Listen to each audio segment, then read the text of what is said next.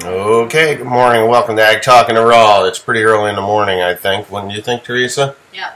Okay, so what we're doing is we're testing out this new microphone because, oh my lord, I'm not the only deaf person out here in the world.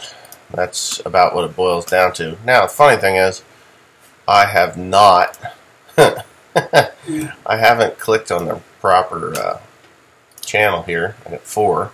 I actually have 4 channels if you didn't know.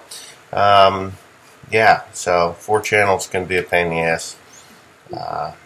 Plus I have that Patreon account, which I really should throw some interesting things up on there.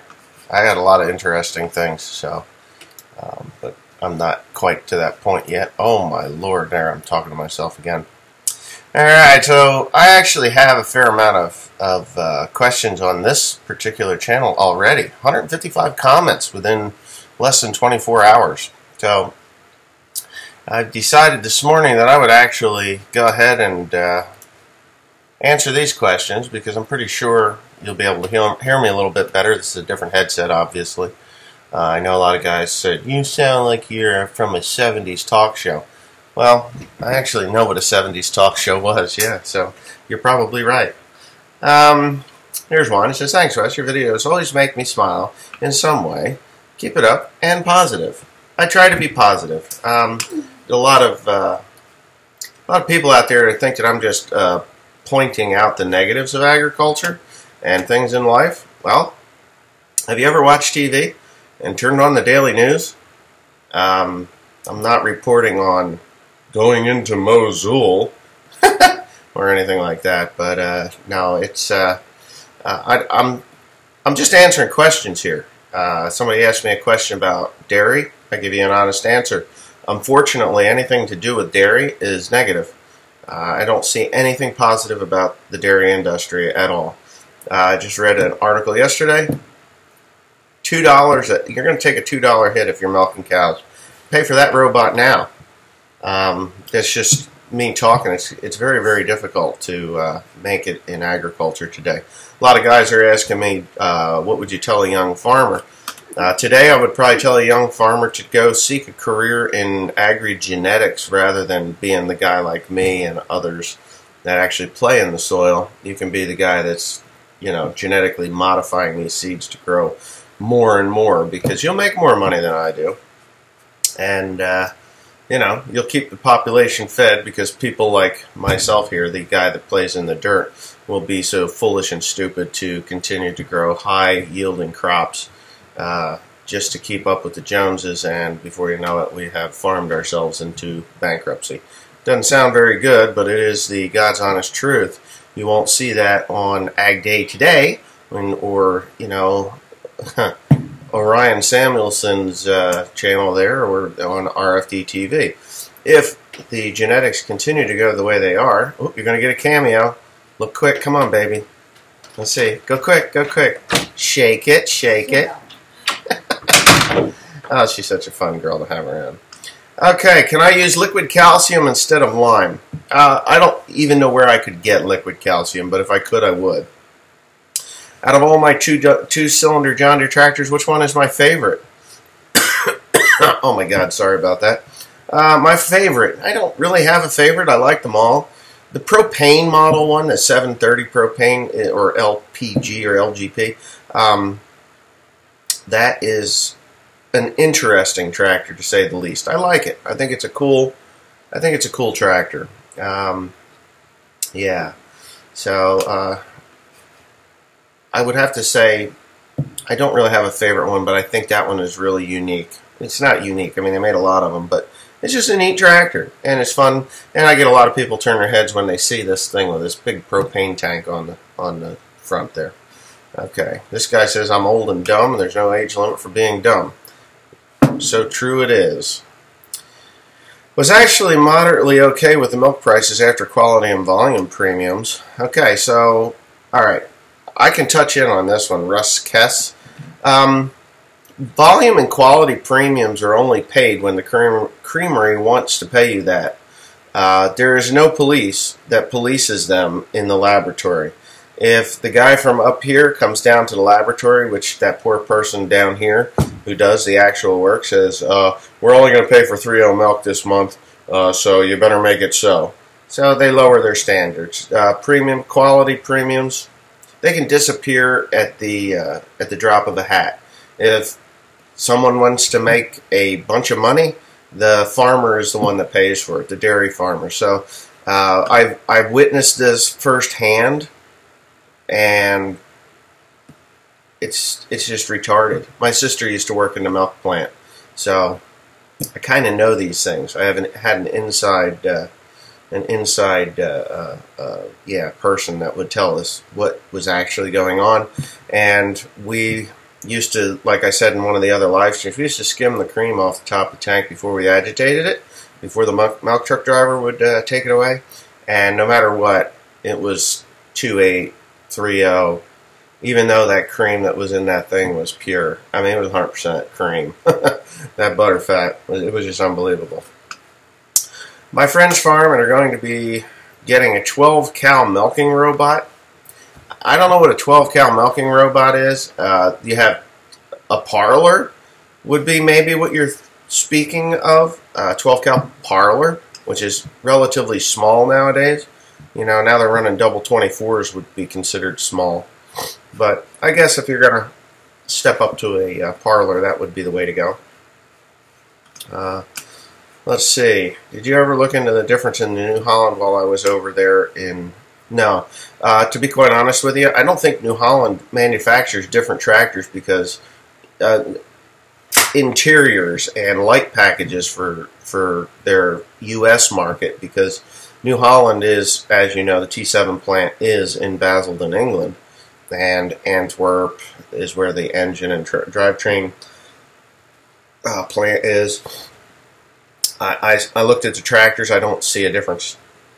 They didn't have this is for the United States, and this one is for England. They were all the same except for the hitches. So that's about it. There's no differences really. Not like the John Deere. John Deere has U.S. lighting packages, and you go over to Europe, England, Mannheim, Germany, they retrofit them to the safety standards of the United Kingdom and the European Union. Let's see. I have a cord, just so you know now. So, hopefully this works out. Excuse me, I've got some congestion. And I really need to kick it out. I probably shouldn't even be putting this up, but I'm going to do it anyway. Hey Wes, I'm in the market for a new wheel rake. I was wondering what your recommendation would be. Are you still a big fan of the HS Action Rake and whatever became of the Peckway? Okay, if you have a 12-foot mower and smaller, the Peckway would work wonderfully for you. I like the Peckway. I think it's built pretty damn good.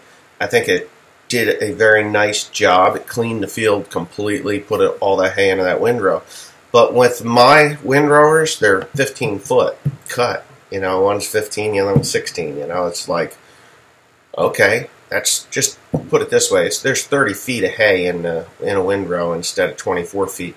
So what was happening is, in the Peckway, it would actually bunch up where the wheels are, in mid-section of the rake. Got a neighbor up the road, he's got a Peckway, he's running on his 12-foot hydro swing. He has no problems whatsoever. I run that Peckway in my 12-foot hydro swing, and it sweeps the field clean. Second cut, doesn't matter, you put 45 feet of hay in there. It works very, very well.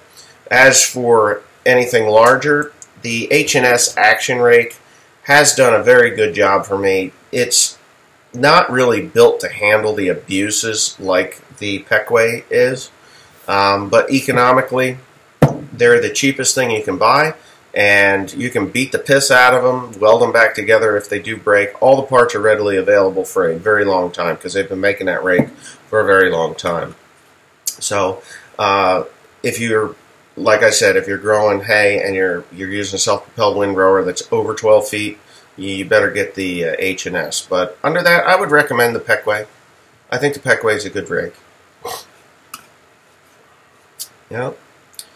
One of 6 John Deere locations in Germany, Mannheim produces 30,000 tractors a year, which are exported to 100 countries across the world. all from its launching pad, Mannheim Harbor, just a few kilometers away on the Rhine River. Yes, I did know. I thought that the name was eluding me, because I've been to other countries and I've seen other plants, and the names get screwed up in my head. I was, like, in Germany there's several different places, like Spell, Germany. That's, I believe, is where the Krone manufacturing is done. So those names were bounced around in my head when I said that. Yes, also John Deeres are made in India. Those are the small market John Deeres, little guys like lawnmowers and things. Not all of them, but there's a lot of them that are made there too.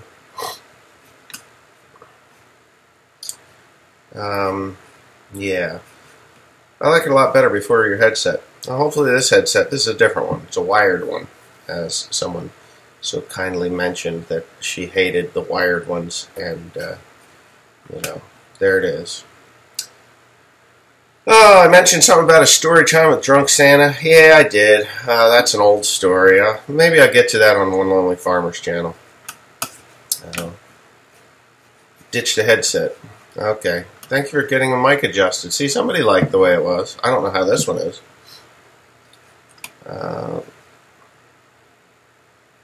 Wow. Lori Winters. Love the new channel. I've been down recovering from a 2-level neck fusion. 2-level neck fusion for the last 3 weeks, and have 3 to 4 weeks longer of not doing anything. Spending my time catching up on OLF channel. Can't wait to get back outside with the cows. Keep it up. Well, God, I hope you heal up okay. I mean, neck fusion is a pretty big deal. I have an ex-father-in-law who had a neck fusion, and they went in through here, and he always had a cough afterwards, and he would choke on his food. So I hope you don't get that. So take it easy, watch some more videos, and bada bing, bada boom, you'll be fine. Let's see, what's this one? Oh, this is over the...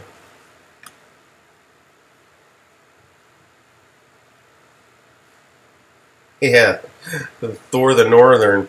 He asked me how I coped with my divorce, and he's don't take my words too seriously. You might get yourself a rebound woman that rocks your world, and you want to marry her again. So just say no to that. Take it easy, man. Calm down. It's okay. What are the benefits of spreading manure? And would you do a question and answer with Tim? Actually, me and Tim did a question and answer the other day, but got interrupted, and it didn't work out. So you missed it. So what are the benefits of spreading manure? Well, all the nutrients, everything that you feed a cow goes through the cow. Goes through and it comes out in, well, let's say in 2 different directions. Manure, urine, and shit go into the gutter, which goes out into the barn cleaner or whatever, into the manure spreader, and you spread the manure. Whether you're going into a slurry. Anytime you smell ammonia, you're losing nitrogen, so you kind of want to get it spread pretty quickly, even though it will. You're going to lose nutrients no matter what. The sun depletes a lot of stuff, and the wind and everything. But it's everything that, and of course the second would be milk. So, boom, milk goes out. People drink that. Manure, everything that you feed the cow that goes through the cow, through the digestive system, all those nutrients that bypass through the animal are then available to go back into the soil because you took it from the soil to begin with. It is a much higher concentration than what you took it out on, but that's the benefits of spreading manure. Get it out there, get it on the ground. Better yields, better crops. I got some magazines from the 1950s before commercial fertilizers were really taking a hold. I mean, really taking a hold. And it said, keep your animals producing that manure, grow higher yields, America depends on you. And it was a really neat article, and I should probably go dig those out and show them off here, but they're really cool to see how things were done in the 1950s versus today. And I think it was better then, honestly, because we got paid a fairer price. I wasn't even born yet, but it was a fairer price. There could be a career in agriculture for your kids. Today, it's,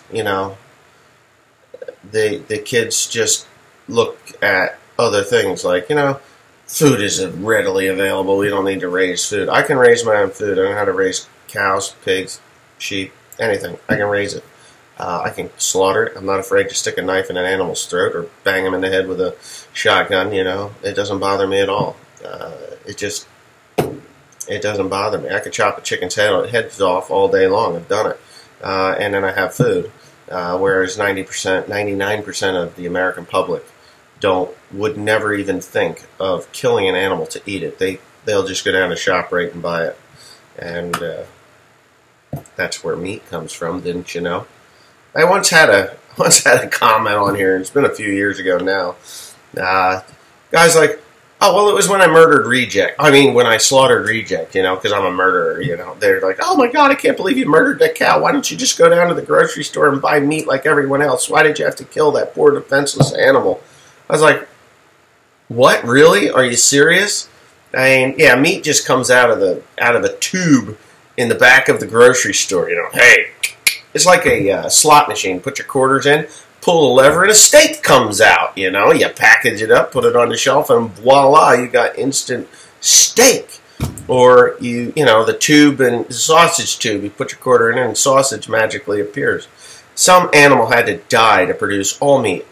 I mean, if you think about a McDonald's and all the thousands of McDonald's that are around the country and around the world, all that ground beef that goes specifically for McDonald's. You realize how many animals a day are consumed just from one fast food chain? It's staggering. I mean, it blows my mind. It's like, wow, I got to wait in line, and every one of these people are buying a quarter pound of beef. Well, you take 1,000 people, you got yourself an animal. You know, Jesus, Pete. And they've served billions and billions. I think that's what they say on the signs. How do I think Trump is doing? From the UK, he's from the UK, but do you think he'll be the best president you'll ever probably have if the idiots in California will leave him be? The idiots in California, my thoughts on Donald Trump, you ever dangle a little thing in front of a cat and a cat paws at it like this? You know, it's like, wants to play with it, thinks it's a mouse, and, you know, Donald Trump is the guy that's doing this. You know, he's like, hey, I'm going to Twitter this and get all those California jackasses, left-wing morons all uptight, and then I can do this without them ever even knowing it, because they get so infatuated with everything that is negative. I mean, if there's a negative thing, Donald Trump took a shit and didn't wipe his ass. That would be news for 4 months. I mean, it's not news. Maybe he was in a hurry. You ever have that? You ever get out in the woods, you know, you're on a tractor or something, you're driving, and you're like, man, I got to take a shit. And you can't even find an old grease rag. Well, that's no news. It's just the way it is. You get swamp ass, you go home, take a shower, and you're good to go. I don't know, but these idiot left-wing morons would make it a story for months. So I think Donald Trump is doing a good job. I really, truly do. I wish he wouldn't, well, I wish he wouldn't Twitter. I think it's funny because there's a lot of people that just go to that Twitter site and are like, oh my God, can you believe what Donald Trump did? Twitter's doing very well, I hear. You know, I mean, they're doing really well. Donald Trump has probably been the single most, you know, Twitter personality on there. The best, by far. Donald Trump is getting things done. If you've looked at the market, the stock market, it could be a big bubble that's going to pop. Hopefully it doesn't pop for 8 years. But bring jobs back to the United States. I'm not saying that I want to see the rest of the world suffer, because over the last 30 plus years, we've been funneling our jobs overseas to Asian countries and other, you know, I've even seen, you know, things from South America, which blows my mind that John Deere would even forge its steel in Mexico. I mean, I got forged suspension arms on a mower that say Mexico right on them. Well, all of our steel mills have been suffering for so long. I'm hoping that it gets turned around, and I think it's going to take more than 8 years to turn it around. So we'll see. I'm hoping that Donald Trump gets elected again, and we can really see some serious change. I think the last president's slogan, you know, change, it would have been okay if he actually changed for the better, but he changed for the worse. I mean, we have been bled out as the American public You know, I never thought that I would look to another country to leave this one, you know, to something a little better. But I have had thoughts of going somewhere else. I don't know where, but after this Donald Trump thing, I don't know. We'll see. I'd like to see our property taxes go down a little bit. I'd like to see our income taxes go down a little bit. I mean, it's like we're being punished for doing good in the United States. Maybe you don't see that over in England, but I would be a supporter of a flat tax. I mean, I'd be a supporter of no tax, but a flat tax. Free up our property taxes and put a flat tax on everything that is sold, including hats and shirts and socks and toilet paper and all of that. Because, let's face it, if you have a flat tax that everybody pays, everybody's paying taxes. Welfare recipients, they get really pissed off when they have to pay tax. They're getting tax money funneled to them. You know, I'm not saying all welfare recipients, but there are some people that just do not have any business collecting welfare, and those are the people that I refer to when I refer to welfare recipients. You know, a flat tax, everybody would pay taxes. Everyone. But this income tax, you know, you make more, you do better, you think you're doing good, and the next thing, wham, you get smacked in the back of the head at tax time, and you got to pay more money. In my business, it's easy enough. I can go buy something. It's unfortunate, you know, that a lot of people cannot, but I buy something, I depreciate it off, and we're good to go. But still, that doesn't leave a huge pot of money at the end of the year in any bank account, because if you do, they tax you on it. So, I don't know. I'm hoping that stuff can get straightened out, and we can have a great America instead of this tax burden that we're having right now.